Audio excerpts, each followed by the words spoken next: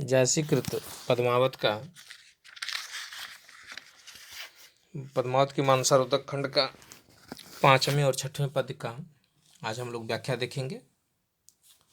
संदर्भ पिछले में हमने बता ही दिया था, संदर्भ में कोई परिवर्तन नहीं होता।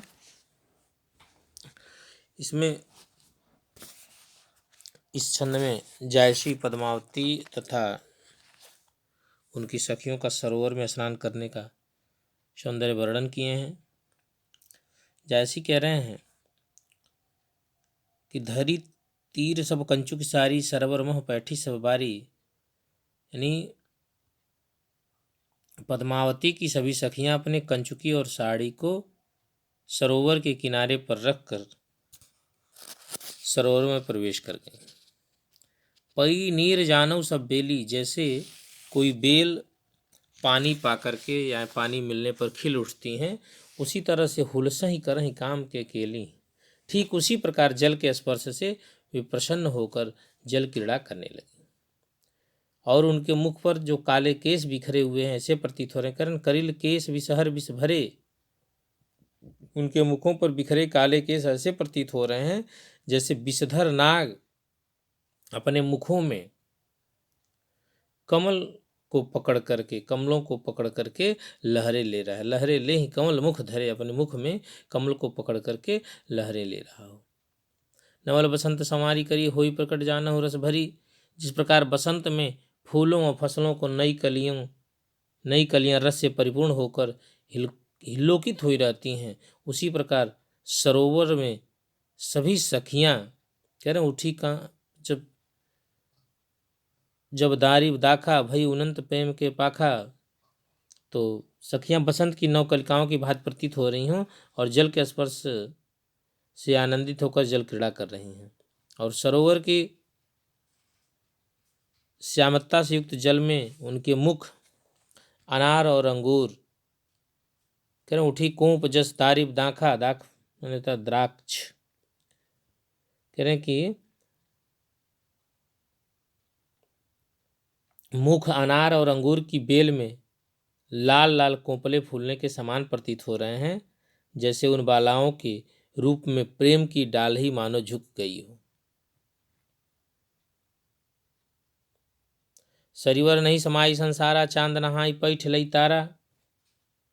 और सरोवर प्रसन्नता के कारण अपनी सीमा में समा ही नहीं रहा है। ऐसा लग रहा है कि चंद्रमा समूचे तारागढ़ के साथ करें धनी चोनीर शशि तरई हुई, अब कित दीठ कमल हो कोई। सरोवर में स्नान करने आ गया हो, चंद्रमा समूचे तारागढ़ों के साथ सरोवर में स्नान करने आ गया हो। अधन्य है वह जल और सरोवर जिसमें चांद और तारे उदित हो उठे हैं।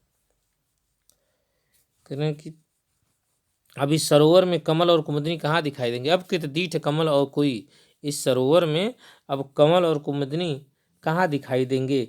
यानी कहने का भाव यह है कि सरोवर में पद्मावती और उनकी सखियों के सौंदर्य के सामने कमल और कुमुदनी भी प्रभावहीन प्रतीत हो रहे हैं। उनकी और कोई आकर्षण ही नहीं है। करें चकई बिछुरी पुकारे, कहाँ मिलो हो नाह, एक चांदनी सरगमह दिन दूसर जलमाह। और सरोवर में चंद्रमा और तारागणों के रूप में प्रतीत होती हुई पद्मावती और उनकी सखियों को देखकर चकवी को भी रात्रि होने का भ्रम हो उठा है। वह चकवी से वियोग में पुकारती है कि हे स्वामी, अब तुमसे मिलना कैसे संभव होता, क्योंकि एक चांद आकाश का था जो रात्रि में वियोग कराता था और यह दूसरा चांद दिन में भी वियोग कराने के उद्देश्य से जल में आ गया है। अब छठवां देखेंगे। लागी केली करे मझनीरा, हंस लजाई बैठी हुई तीरा। पद्मावती कौतुक कह राखी, तुम शशि हो तराहिन साखी। जैसे आगे लिखते हैं कि सरोवर में सखियों की क्रीड़ाओं को देखकर केल निपुण हंस भी लज्जित होकर तट पर बैठ गया। सखियों ने पद्मावती को कौतुक को देखने वाली बनाकर बैठा दिया और कहा कि हे चांद रूपी सखी, तुम हम तारों के खेल की साक्षी बनी रहो। बाद मेली के खेल पसारा, हार दें जो खेल तहारा। और इसके बाद सखियों ने अपना खेल एक शर्त के अनुसार शुरू किया कि खेल में जो हारेगा वह जीतने वाले को अपना हार दे देगी। कह रहे ना, बाद मेल के खेल पसारा हार दे जो खेलत हारा, यानी जो खेलने में हार जाएगा वो अपना हार दे देगा। बूझ खेल खेलऊँ एक साथा, हार न होई पराए हाथा। और सखियों में